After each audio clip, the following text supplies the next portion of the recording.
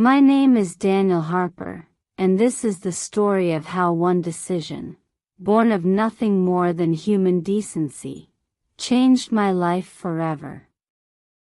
It's a story about doing the right thing, even when it costs you everything, and about how the world, in its unpredictable way, sometimes finds a way to make things right. I wasn't a hero.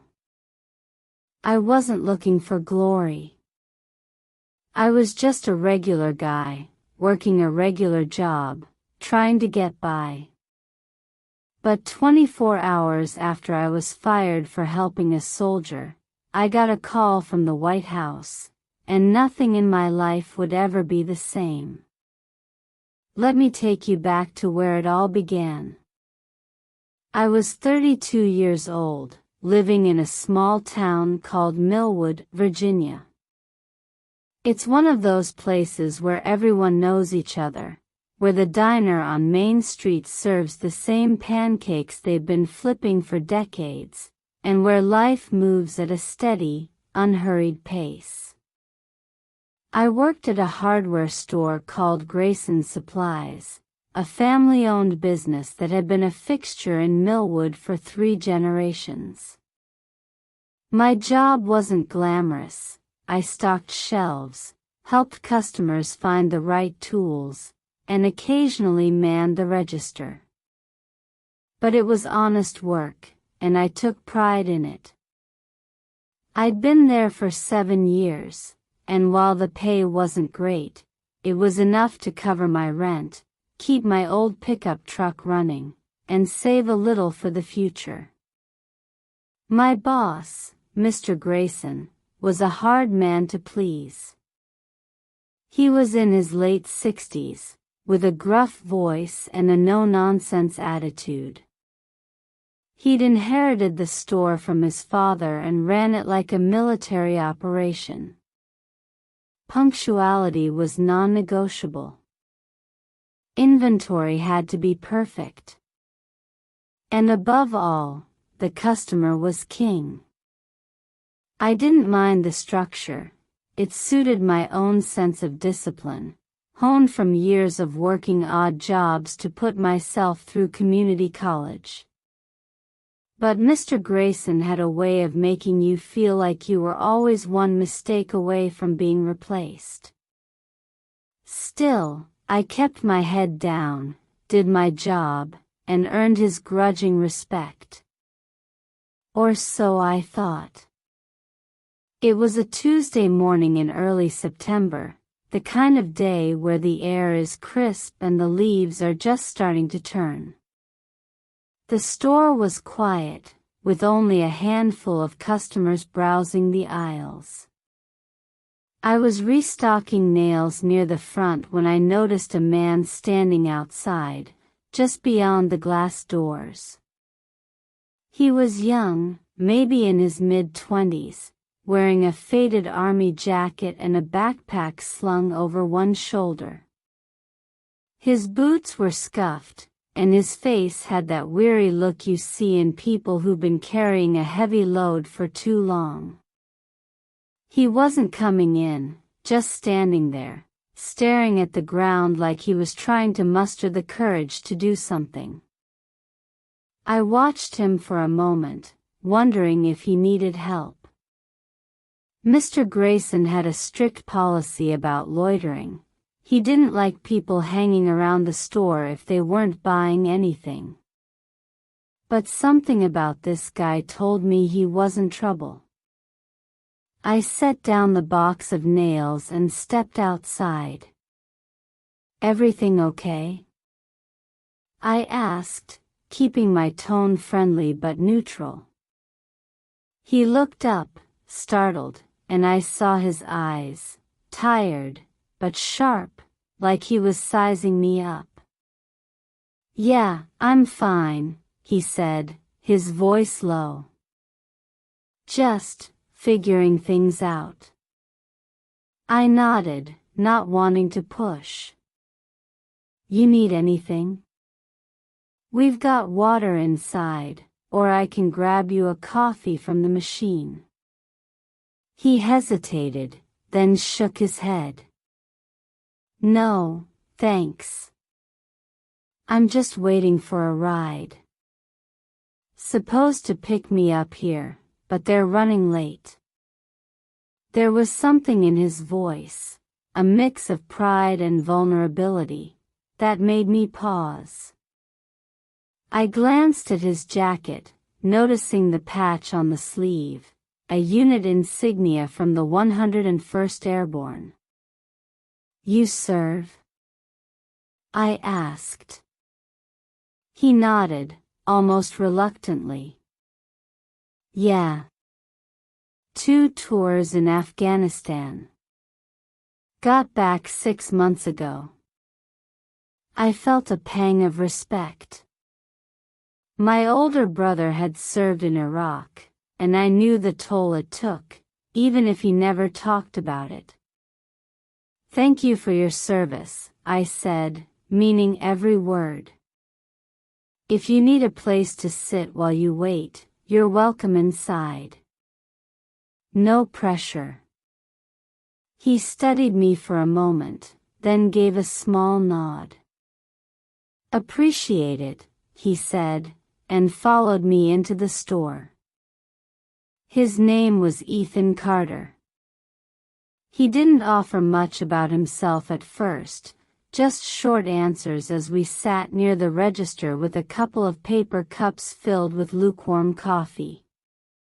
But as the minutes passed, he started to open up. He'd grown up not far from Millwood, enlisted right out of high school, and spent 4 years in the Army. After his second tour, he'd been discharged, honorably, but with a body and mind that hadn't quite adjusted to civilian life. He was trying to get to Richmond, where a friend had promised him a job at a construction site, but his ride had fallen through, and he didn't have enough cash for a bus ticket. I'm not asking for a handout, he said firmly, his jaw tight. I'll figure it out. Always do. I believed him. There was a quiet strength in Ethan, the kind you don't notice at first but can't ignore once you see it. But I also saw the exhaustion, the way his hands trembled slightly when he thought I wasn't looking. I didn't know his whole story, but I knew he was carrying more than that backpack. Before I could respond, Mr. Grayson's voice cut through the air like a whip. Harper. What's this? I turned to see him standing at the end of the aisle, his arms crossed, his face a mask of disapproval. Ethan stiffened beside me, and I stood up, trying to keep things calm. This is Ethan, sir. He's just waiting for a ride. I offered him a coffee.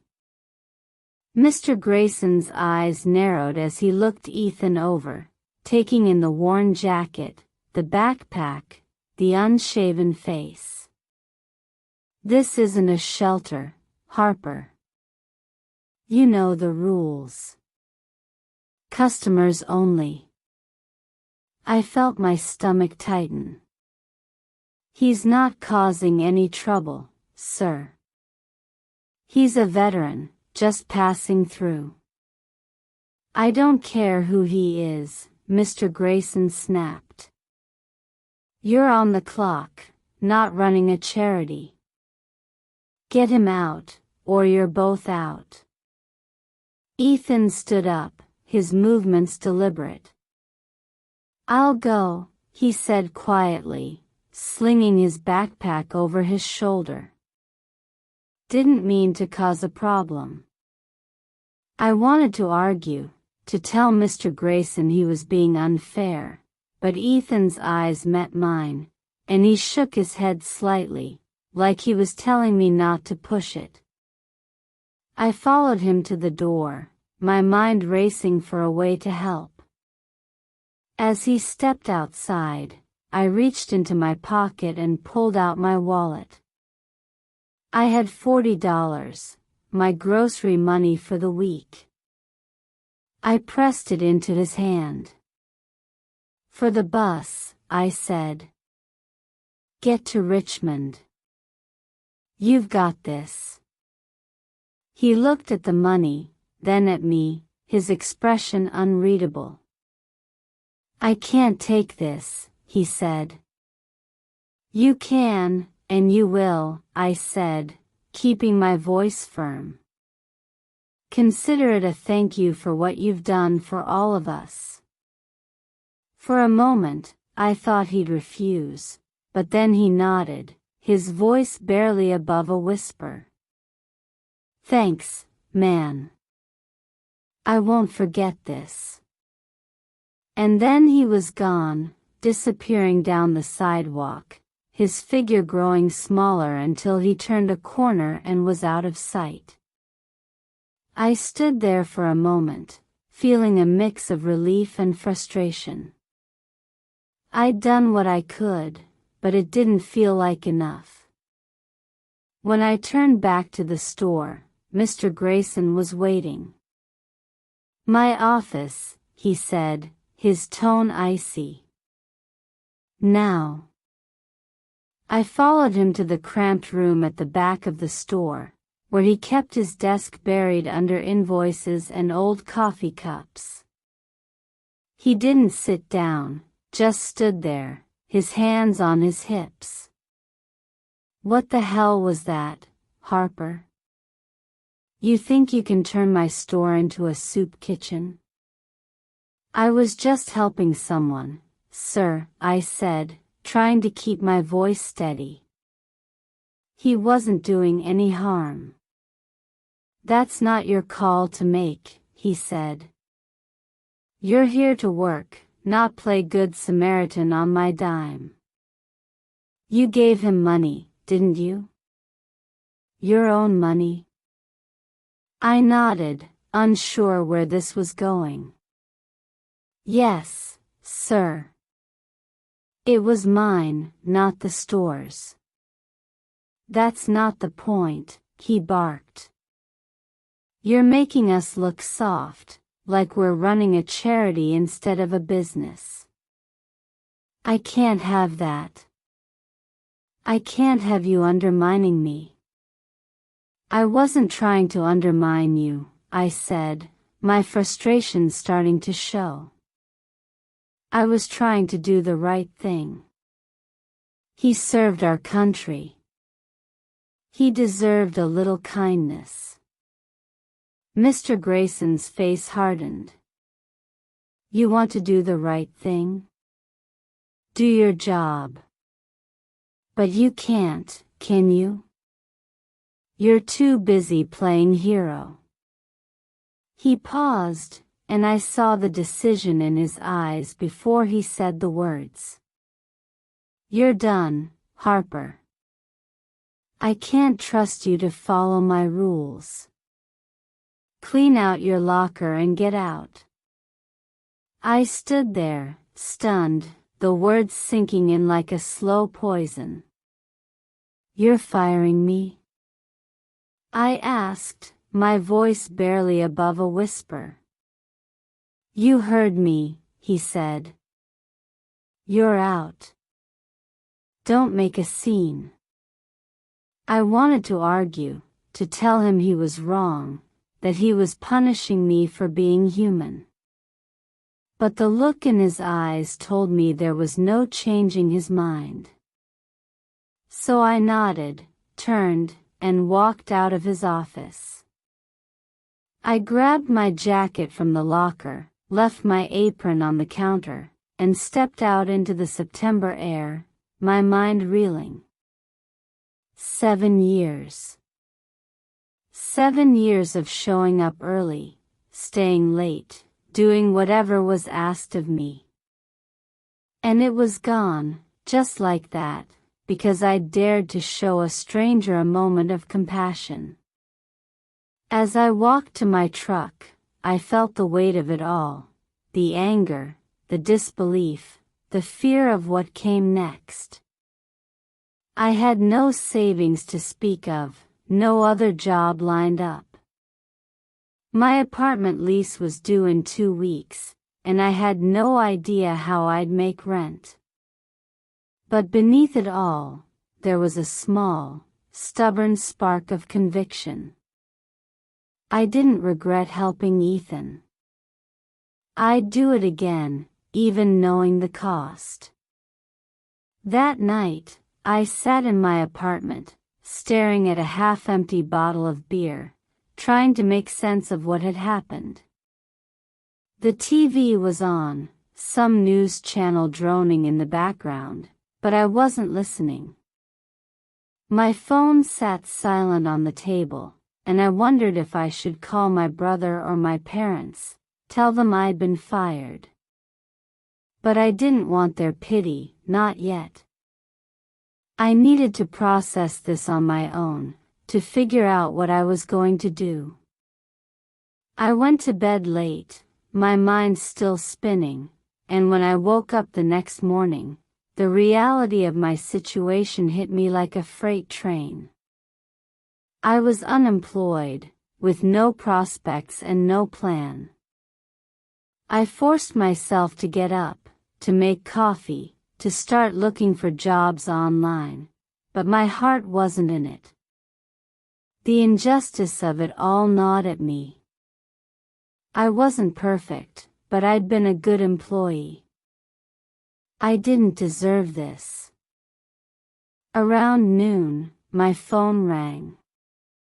I didn't recognize the number, 202 area code, Washington, D.C. I assumed it was a spam call, but something made me pick it up. "Hello?" I said, my voice cautious. "Mr. Daniel Harper?" The voice on the other end was polished, professional, with a hint of authority. "Yes, this is Daniel," I said, sitting up straighter. "This is Elizabeth Monroe, calling from the office of the President of the United States. May I have a moment of your time?" I froze, my mind struggling to process the words. The White House? This had to be a prank. Sure, I said, my voice uncertain. "What's this about?" "Mr. Harper, we've been made aware of an incident that occurred yesterday at Grayson Supplies in Millwood, Virginia. Specifically, your act of kindness toward a veteran named Ethan Carter, and the subsequent termination of your employment. The President would like to speak with you personally to discuss this matter. Would you be available for a call this afternoon?" I sat there, my mouth dry, my heart pounding. "The President?" I repeated, feeling like I was in a dream. "You mean, the President of the United States?" "Yes, sir," Ms. Monroe said, her tone calm but firm. "We'll arrange a secure line for the call. Would 3 p.m. work for you?" I nodded, then realized she couldn't see me. "Yes, 3 o'clock is fine," I said, my voice shaking. Can you tell me how you heard about this?" "All will be explained during the call, Mr. Harper," she said. "We'll contact you at this number. Thank you for your time." The line went dead, and I sat there, staring at my phone, my mind racing. The White House. The President. How did they know about Ethan? About me? I hadn't told anyone except my coworker Jenny, who'd been working the register when Ethan was in the store. Had she said something? Had Ethan? I couldn't make sense of it, but the call was real. I'd heard the woman's voice, felt the weight of her words. The next 3 hours were agony. I paced my apartment, checked my phone every 5 minutes, and tried to imagine what the president could possibly want to say to me. Was I in trouble? Had I broken some law I didn't know about? Or was this really about what I'd done for Ethan? I couldn't shake the feeling that this was bigger than me, that something was happening I didn't fully understand. At exactly 3 p.m., my phone rang again. Same 202 area code. I took a deep breath, steadied my voice, and answered. Hello, this is Daniel Harper. Mr. Harper, please hold for the president, a voice said, and before I could respond, there was a click, and then a new voice came on the line, warm, steady, unmistakable. Daniel? This is President Laura Bennett. I hope I'm not catching you at a bad time. I nearly dropped the phone. President Bennett, the first woman to hold the office, elected in a landslide 2 years earlier. Her voice was familiar from countless speeches, but hearing it directed at me, saying my name, was surreal. No, ma'am, I managed to say. Not a bad time at all. She laughed softly, a sound that put me at ease despite my nerves. Good. I wanted to reach out personally because I heard about what happened yesterday in Millwood. I heard about the young man you helped, Ethan Carter, and how you lost your job because of it. I wanted to say, first and foremost, that I'm sorry you were put in that position. But more than that, I wanted to thank you. What you did was a small act of kindness, but it meant the world to someone who needed it. I swallowed hard, my mind still reeling. Thank you, Madam President, I said. I didn't do anything special. I just saw someone who needed help. That's exactly what makes it special, Daniel, she said. In a world that can be hard and divided, you chose compassion. And I'm not the only one who noticed. Ethan reached out to my office this morning. He told us everything, how you gave him your own money, how you treated him with respect when others might have looked the other way. He wanted us to know about you, to make sure your story was heard. I felt a lump in my throat. Ethan had done this? He'd gone to the trouble of contacting the White House, just to tell them about me? I don't know what to say, I admitted. I didn't expect any of this. You don't have to say anything, she said. But I'd like to do something for you, if you'll let me. I understand you're out of work now, and that's not right. I've spoken with some folks here, and we'd like to offer you a position in Washington, working with our Veterans Affairs team. It's not glamorous, but it's meaningful work, helping people like Ethan get the support they need. We could use someone with your heart and your integrity. I sat there, stunned, unable to speak. A job in Washington? With the government? It was more than I could have dreamed of, especially after the past 24 hours. Madam President, I said finally, I'm honored. I don't know if I'm qualified, but I'd be grateful for the opportunity. You're more qualified than you think, she said. And don't worry, we'll train you. There's one more thing, Daniel. I'd like you to come to the White House next week. I'm hosting a small event to honor everyday Americans who've made a difference, and I'd like you to be there. Ethan will be there too. I think it would mean a lot to him to see you again. Tears stung my eyes, but I blinked them back. Yes, ma'am, I said. I'd be there. We talked for a few more minutes. She asked about my family, my life in Millwood, and made me feel like I was more than just a name on a call sheet. When we hung up, I sat there in silence, the weight of the moment sinking in. I'd gone from unemployed and hopeless to being offered a job by the President of the United States, all because I'd done what I thought was right. The next week was a whirlwind. I packed a suitcase, drove to D.C., and found myself standing in the White House, surrounded by people I'd only seen on TV. The event was small, just a few dozen people in a room filled with history, but it felt enormous. Ethan was there, looking cleaner and more confident than when I'd last seen him. He'd gotten the job in Richmond, he told me, and was starting to rebuild his life. When he saw me, he pulled me into a hug, his voice thick with emotion. You didn't just help me that day, he said.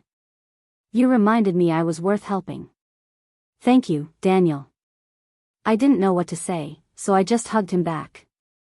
Later, when President Bennett took the stage, she told our story, not just mine, but Ethan's, and the stories of others who'd done small, quiet things that made the world better.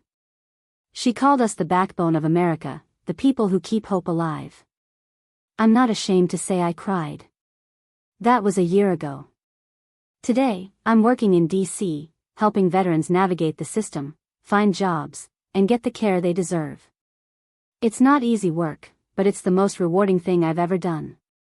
I talk to Ethan every few weeks, he's doing well, even started taking night classes to become an electrician. And every now and then, I think back to that day in Millwood, when I made a choice that cost me everything and gave me more than I could have imagined. This is my story, but it's not just about me.